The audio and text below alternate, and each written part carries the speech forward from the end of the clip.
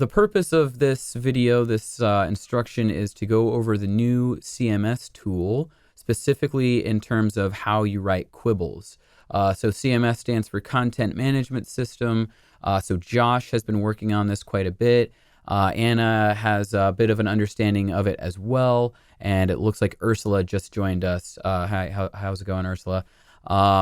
So we're going to dive in. So this specifically, what we're going to be discussing is, at least initially, is how a writer from a content perspective is going to write quibbles, input them, have an understanding of that, and how an editor would edit, review, and eventually publish as well, which maybe later on we'll separate this into two videos.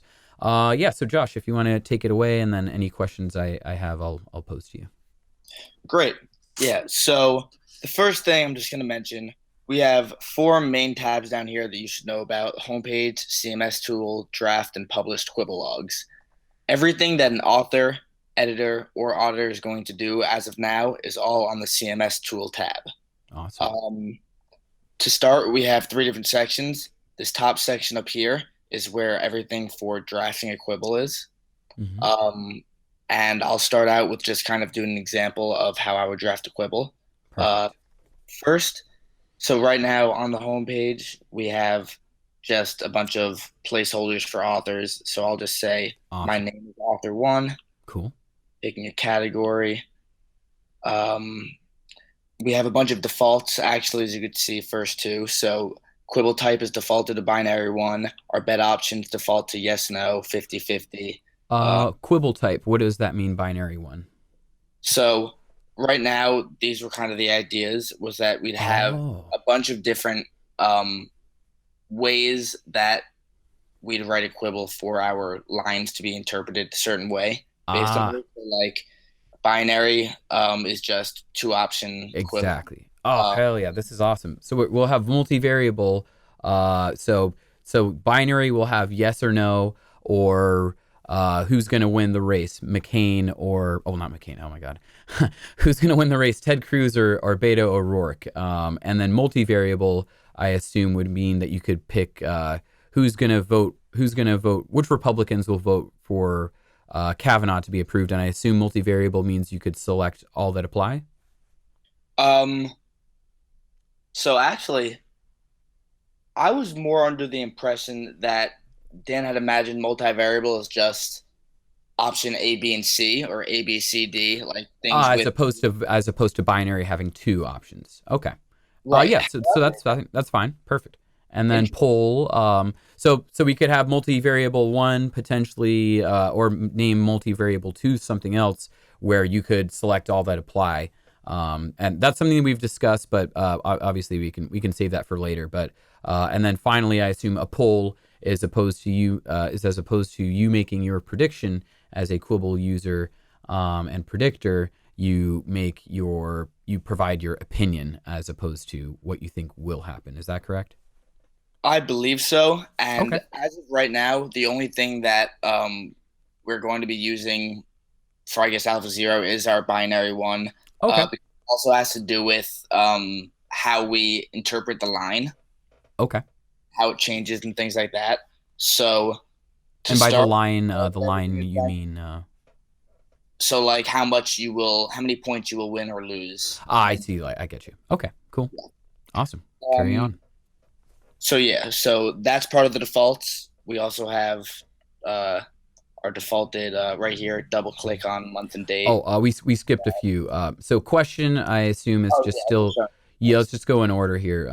So question would just be, let's just use our binary example of yes or no. So will the bill pass? Yes or no. So that would just be your Quibbl title, correct? Right, yes. Awesome.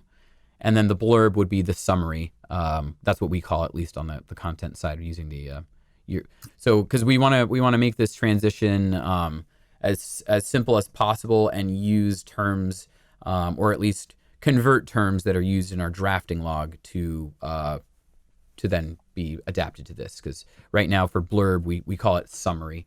What do you call question again? So right now we call question the title, So it says title. So whether we keep it as title or use the new term question, we use those interchangeably. But in the Quibbl drafting log right now, which is where we do CMS right now, and writers write up their drafts and mark them ready, the instead of question it says title. But we use those interchangeably when we're just discussing things verbally. Gotcha. Cool. All right. So yeah, we have our place to put in a question, place to put in our blurb or summary. Then we have our bet options. These are yes, no, 50-50, but can be changed to anything you'd like. Mm-hmm. Um, Bet descriptions are then an optional part, which could be just a clarification like, yes, it will pass, or Awesome. something else, whatever the situation calls for. Mm-hmm. Um, our author line rating is how confident the author is in these bet odds that he's set or she is set.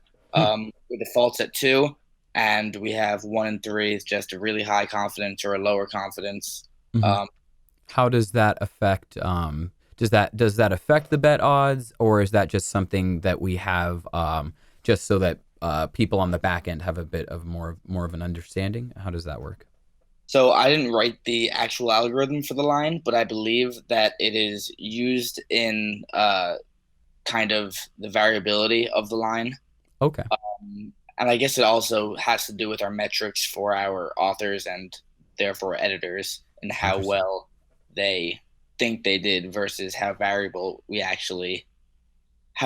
the results actually were. Perfect. Um, so yeah, Resolve type. resolve type, right? So resolve type is best explained kind of with an example. Mm-hmm. So like you could have one thing where it says, will this bill pass? And that bill is passing on a specific day or not passing on a specific day. They have a vote scheduled, there's timing versus um, if you say something like you have a pickup basketball game that, or maybe not pickup basketball for this, but something that is up to a certain amount of points. So in basketball, if you play pickup, it's like first to 21 points, and that could take 10 years or it could take 10 minutes. Mm-hmm. Um, and that's more of a resolve type of, as an author, you have to keep your eye on this to see, hey, did it get resolved today? Did it not get resolved today? So just Ah, that's for our uh, kind of a urgency that will eventually be put into the system where you nice. could, as an author, editor, or auditor, kind of see what you have to keep an eye on. So just so I believe I understand it. So I'm going to use so we had Apple when will Apple become a $1 trillion company? And that was rebooted often. So I assume that would be a potential tool for Quibbles that would potentially be rebooted. So I did that. I think when will Apple become a $1 trillion company? Basically once or twice every month since like September of last year, and finally it happened last month or something like that. So I assume that this would so you have your expiration for the Quibble, but this I assume would kind of be almost like a reminder. Is that a good way of interpreting it? Right, because something like when will Apple become $1 trillion company doesn't have a really end date unless it's will it become by this time, but still could then happen anytime before. When you don't know when something's going to happen, Ah, that's the monitor it because you don't know. There's not like a specific expiration that you have to check, and only that time will it be resolved. oh, okay. So yeah, if you want to go through these options real quick: not provided, not sure, monitor, and check time. So yeah, not provided, not sure are just kind of you don't know in different situations. The Perfect. not sure is really more of a safe, like I have no idea, Mm-hmm. and not provided is if it kind of is ambiguous, which is weird situations. But Mm-hmm. again, the biggest two, and I think kind of the most important two, are the monitor versus check time. Right. Uh, and actually, now I'm thinking of the example of pickup basketball, but the real example between the two is you have an NBA game, which is Mm-hmm. going to be done in 3 hours, and there's timed amount of time, versus like Wimbledon can go on forever a game because it's not win by two, and you can presumably play sets until multiple days Mm-hmm. of play, and that is possibly a monitor. I see. Okay. So the check time would be like, hey, the 3 hours has passed. Check on it and so on. Whereas monitor would be like you said, there's no particular end date for it. It could occur at any time. Correct. Exactly. Awesome. So let's say this one, will the bill pass, is going to be a check time type of thing because there's a day where they're going to vote, and Mhm. then our expiration date is going to be the day that they vote, whatever it is. We'll say click something. Um, Expiration time then is defaulted to 11:59:59. If it's not a specific time, you might as well not change it. Um, if it's something like a baseball game, at the end of the baseball game or end of a sports game is really the best kind of example for when it's a specific time. So like if a game starts at 3 p.m., you don't want people voting at 4 p.m. Right. So you'll put in the time. Hmm. Cool. Um, And these times are Eastern, right? and these times are Eastern, yeah. Perfect. Okay. Awesome. And then right below it, so you have 9:26:18 at just 1 minute shy of midnight. So that does that correspond with the resolve type, the check time in this case? Does it? Or is that, oh no, that's just the that's just another reiteration of that column of expiration. Yeah, this is for the system. Really, it just kind of does a Ah, I see. Okay, cool. yeah, for a date. Awesome. I see, I see. Perfect. Great. Then after that, we have our article link, self-explanatory. Perfect. Right now, we in the Quibbl drafting log, it says external link, but it is pretty self-explanatory. So external link, article link. I think article link makes more sense than the term external link. But anyways, yeah. And then nicer image link right there. Perfect. Yep. And then the read more link, Mm-hmm. which is a few of extraneous links to be adding. Perfect. We have a spoiler tag, so if you're talking about something that happened on last night's American Idol and Mm-hmm. people might not want to read it, you can put on the spoiler tag. Nice. That's cool. So I assume. I mean, I can't think of a like. I mean, unless you're great, like in politics nutcase, um, that it would probably only apply to sports or mostly entertainment, but maybe sports. I assume, right? Yeah, probably mostly entertainment, and then I'd assume things like maybe the Super Bowl a day after, or like like Yeah. big events that are generally considered Right. things that you wouldn't just bring up if somebody. Yeah. Exactly. Nice. Yeah, Cool. I think it's a little to the discretion of the author, but it's pretty and editor too, because you'll have the editor look at it before it's submitted. But yeah, it's usually up to their discretion. Perfect. Um, then after this, we have our sub channels. So from over here, when we put in politics, our category comes up to here. Mm-hmm. And then from that, we're going to get a whole bunch of different data validations. So now we Nice. can take all of the hashtag sub channels from politics, Mm-hmm. U.S. elections, and then anything from U.S. elections, presidential primaries. Ah, Great. nice. So there's Um, the category, subcategory, or well, we'll call it subchannel because that's what it says. So there's the. Would you call politics the category? You said that you would use the term category for politics, right?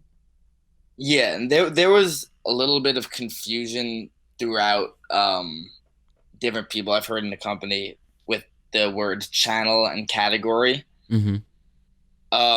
And it's been discussed, and I'm not 100% sure if it's been finalized Uh or huh. like changed to a single source of truth.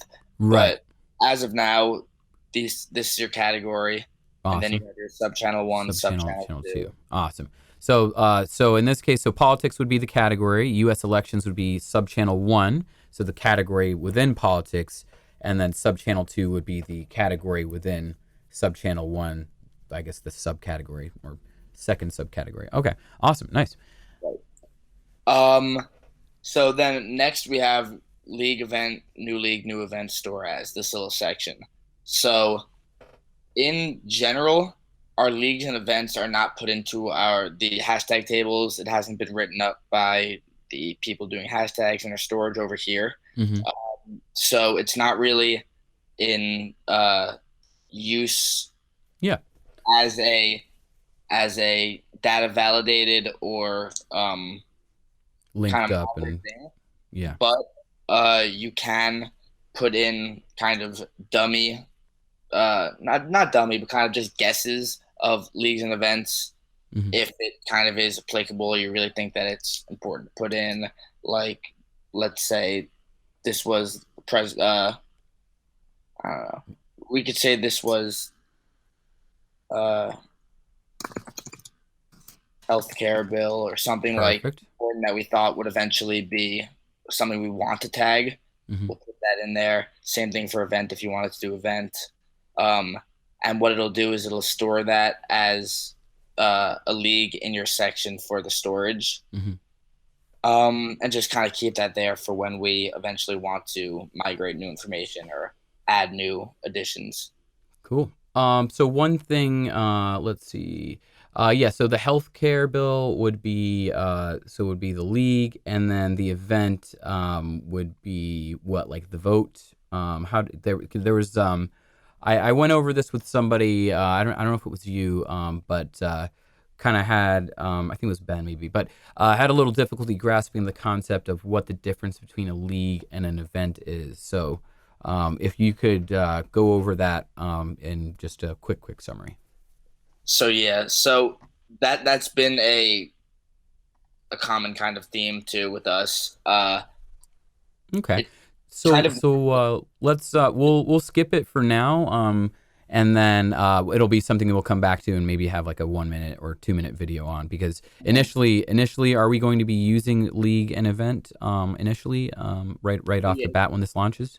it's really just unless you have a strong feeling that I really need to make sure that it's not used for our actual system. It's more you can use it right now to denote something so it's stored later and you can see, oh, we wanted to talk about healthcare bill here. This is how we're going to migrate it because of that. But it's not going to be used on our website right away.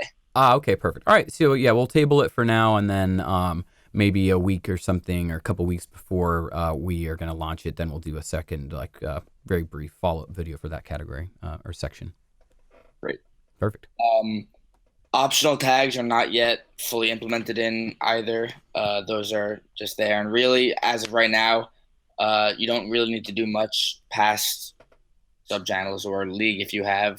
The date resolved by will be automated, and I'll show you that in a minute, unless you had a specific um, reason to have it on a specific date that is Hmm. different than the expiration date or different than a couple hours after. It's 3 hours after. But Hmm. so once we have all that filled in, or whatever we want to be filled in, Hmm. we'll then press the submit button. Nice. And this is a writer would then submit this to be sent to an editor. Is that correct? Right. So the revisals part isn't fully implemented either. We did it to the fact that we can use and see all of our quibbles and we can edit them. However, we don't have the actual revision process with editors yet. And I guess as the media team, you guys can kind of implement that itself. So we Perfect. have two storage logs, Hmm. and One thing just before we move on to that is let's see, so we got a couple more, maybe 10 more minutes, and then we'll end it. But so if you could go back to resolved by, so I assume resolved by is I'm going to use the example that I think this would apply to. So let's say there's March Madness. You don't want to have a quibble closed out, I guess is the term that Ben uses. So I assume resolve by means that it gets closed out and points get allotted to the quibble users that place their predictions. Is that correct? Is that what that's for? that's correct. Yeah. Awesome, perfect. All right, right on to that next one. So yeah, so we have this submitted now, and now as my name is author one, I go and I find my name in the Quibble directory Mm-hmm. with an author one, and I now want to find my Quibble. Go over to drafted because I just drafted mine. Click my Quibble because that's the ones that are only to Sure. me. So if I did So author so two over you here, you're author one, and then I'm not sure what three means under drafted. so yeah, so quick note actually, somebody had said this to me. I think it might have been Ursula, Mm-hmm. but we are going to. I'm going to put and I actually do this pretty quickly, and I'll do this right after. But Okay. right up here, we're just gonna kind of show the ID number. So basically, what happens is in the Quibbl log, there's a hidden row up top that just keeps having a addition each time you make a new Quibbl, Ah, and okay. like the ID of your Quibbl and how like it's found. Ah, nice.